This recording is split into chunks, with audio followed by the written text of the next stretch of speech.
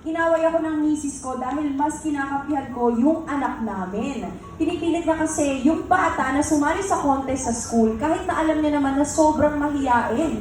Kahit na matalo, mas maganda daw na ma-expose yung bata para malagpasan yung pagkamahiyain niya. Ay ako naman, kesa mapahiya yung anak ko, ayokong pilitin kung ayaw niya talaga, di ba? Sino bang mas masama sa amin ng misis ko?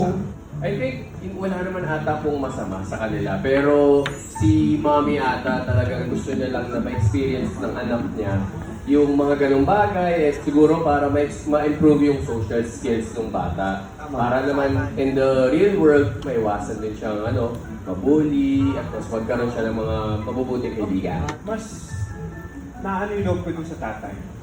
Kasi parang kunyari sa anak ko, hindi ko siya pinipilit gawin yung mga bagay. Yung kumbaga minamadali. Ayoko siya madali. Gusto kong siya mismo matututo dun sa mga bagay na kailangan niya matutunan sa buhay. Kung kailangan naman niya ng tulong, kung mahihain man siya or may nahihirapan siya, lagi ko naman sinasabi na dito si Papa, pwede mo akong kausapin, tutulungan kita, magbibigay akong advice. Pero binibigyan ko siya ng panahon para yung siya mismo, yung kumbaga yung proseso, mapagdaanan niya.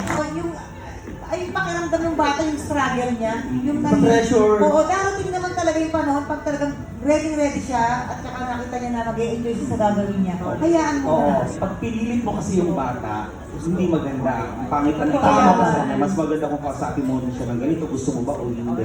Kasi pag may mga bata, pag nadala na, ayaw niya Ayaw na. na. Ako naman bilang isang ama ha, nakakawa kasi yung bata kung pipulitin mo. Kaya kung ilalaban ko, yung asawa ko na lang.